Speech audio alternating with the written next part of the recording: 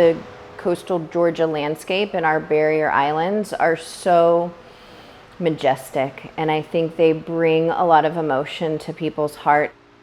To get here, you have to drive through 10, 12 miles of pristine salt marsh, teeming with so much different life. It's a sanctuary. It's a place where you can have quiet thoughts and commune and just be grateful. When you see it marred by all kinds of contaminants and litter, you can't let it stay that way once you see it. And once you know that the plastic especially is going to be there forever, that you just can't ignore it.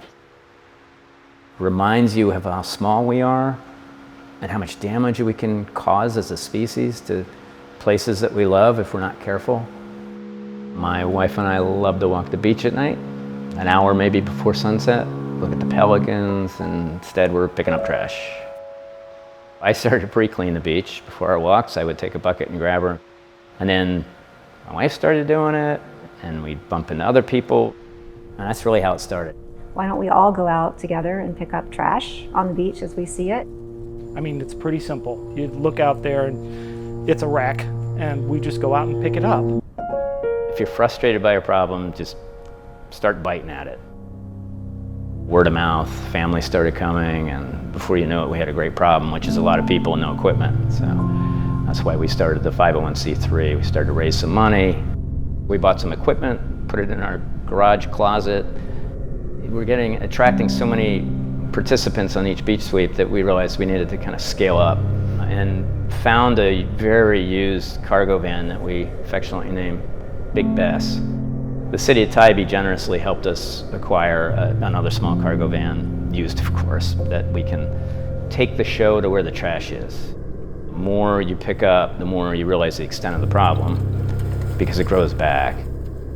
The City of Tybee staff, we collect just from the beach alone anywhere between 160,000 pounds and as much as 260,000 pounds of trash from the beach annually. We want the City of Tybee to be the most sustainable island on the East Coast. In that first full year of 2016, we did over 45 beach sweeps and had over 1,100 volunteers, which far exceeded our expectations. We were also honored to be the United Way of the Coastal Empire's Environment Group of the Year, which really got us on the map, so to speak. Tybee Clean Beach Volunteers was the original group that we started that was focused on cleaning the beach. So it was very straightforward. This is what we do. What do we want? We want to clean the beach. Who are we? We are the volunteers that clean the beach. Fight Dirty Tybee sort of came out of, we need some sort of anti-litter campaign on the island, and maybe anti-litter with an eye towards not only picking up the litter that we find on the beach, but also somehow preventing it from happening in the first place. Before you know it, there's 30, 40, 5-gallon buckets full of trash coming right off the beach. And so we started the process of sorting the materials at the end of it, kind of to inform ourselves a little better what we were finding. We'd dump it all on a tarp and count it all out, and kind of track it all in an Excel spreadsheet and look at trends. People could actually see what's coming off the beach and the different waste streams. Really allowed us to kind of just talk about what the problem was, not just overconsumption, but cigarette butts. It became very obvious that the number one thing by a magnitude of 7 was cigarette butts, by far and away. So we focused on that a lot, but straws, styrofoam, beach toys, those all have a potential solution behind them. It was so cool to see all of his sorting and the bins of all plastic straws, all plastic tops. That allows you to see a clear picture. I like the visual representation of data.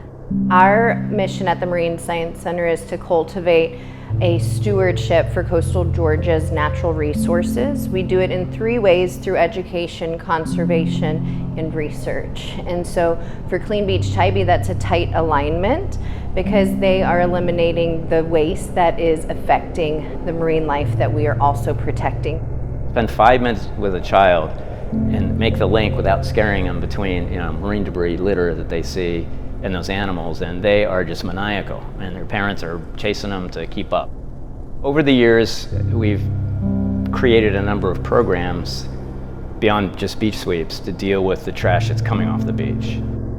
One of those is just the hundreds of beach toys we collect in a year. We worked with the City of Tybee, Public Works Department, to build beach boxes around the island. Now we find people that are depositing toys into the beach boxes, and a lot of them are empty. People take them home. The real goal is to spark that little bit of passion. Within our mission statement, we want to build stewards, and it's no different at Clean Beach Tybee that they are building stewards. Many people you'll hear were so affected by the program that they participated in because they want to carry it on and they want to tell someone else. We have removed over 500,000 butts from the beach that we've counted. What we do is we use a paint cup that hangs on the side of the bucket to segregate the butts, and that's how we count them. We hung on to a lot of cigarette butts for a number of reasons. Ultimately, we were going to recycle them on TerraCycle, but they also make a really great visual display when you're trying to make a point, like there's too many cigarette butts on the beach. You pull out 75,000 butts or 150,000 butts and display them, and it's a game changer. People realize that visually that there's something very wrong with this picture. When you drop a cigarette filter on the beach, it leaches. A couple of cigarettes, no problem. 10,000 cigarettes is a problem. And when you pick up 500,000, you can't deny there's a problem. There was a big problem on this beach, and there isn't now. And that's because the council and the mayor broke the time, made the tough call. We decided to address one of the most commonly found pieces of litter on the beach, and that was cigarette butts. And I know our city staff and I know the cleanup volunteers just took buckets and buckets and buckets of cigarette butts off the beach every time they cleaned the beach. So we started a pilot program to see if we prohibited smoking in a certain section of the beach, would that make a difference? And we did see a dramatic decrease in the amount of cigarette butts. So we made that ban permanent, and that has significantly reduced the amount of cigarette butts that we find on the beach. It's down 85% since it was passed. That's a big number. We still collect 300 to 500 butts on a pier area beach cleanup on a Sunday night. That used to be 5,000 to 7,000. So that's a big reduction. Still too many cigarette butts, but it's a big reduction. And what's more important, and we think a clean beach, a better visitor experience, safer marine creatures, safer human health is much more important than a moment of convenience. That was, I think, was one of our big wins. People can see that individual choices make a big difference, but group and collective choices can really have a larger impact. We are constantly thinking about what can we do to not just deal with the trash we now own, because we took it off the beach, but also get at the source of that trash. And that's what really generates these new programs that we've come up with. The straws, my goodness, why do we have to have straws out there? Drink from the glass, you're a grown-up. Sorry, but that's the truth. It's really hard to walk at 5:45, 6 o'clock in the morning to be looking for the turtle tracks and for evidence that they've been here, and what you're seeing are the things that could hurt them. One of the programs we initiated about 4 years back now is the Turtle Friendly Restaurant Program. When we started this restaurant specifically on the coast, we knew that that was really important, and we really wanted to showcase that you can take some extra steps and support not only, just the island itself, but our water. If we're gonna advertise that we have the freshest fish, we also want to be giving back and making sure that our oceans are healthy. If you didn't use plastic straws, didn't use plastic bags, didn't use styrofoam in your restaurant, either in takeout or in service dining, we decided to focus on those restaurants that were already doing that and reward them with social media and recommendations when people want to know where to eat on Tybee, and put ads in the Where to Eat magazine on Tybee. Last year we worked to combine this program with the City of Tybee, so we jointly administer it and open it up to any business on Tybee. The Turtle Friendly Restaurant Program, and this is a program that the city supports and works with the Clean Beach volunteers, where we encourage restaurants to adopt turtle-friendly practices. We have big plans to grow this program more as a means of trying to voluntarily reduce the amount of plastic that ends up on the beach. We did a program where we picked a month and we picked a cause and it bought them something. So I went to them and said, what do you want? And the first ask was recycling bins, which are arguably not expensive. And I said, think bigger. So then the idea was the plastic recycling machine. I had my eye on some recycling machines, kind of garage recycling machines, where you can take plastic, shred it, melt it, inject it, and make something productive out of it. We put it in our garage, and from there built a plastic recycling workshop that we now produce materials for sale at the Marine Science Center gift shop and at Tybee Island Farmers Market to help fund our operations. This is kind of where we do everything. We keep our plastic, our tools and finished products are sorted over here. Our raw plastic is this stuff. This is all what we're primarily using is number 5 plastic. What I've learned is we got too much plastic. The amount of plastic that our society generates is a serious problem. We're demonstrating that you can do something different with this stuff, and that's the hope. But you got to get into that mindset.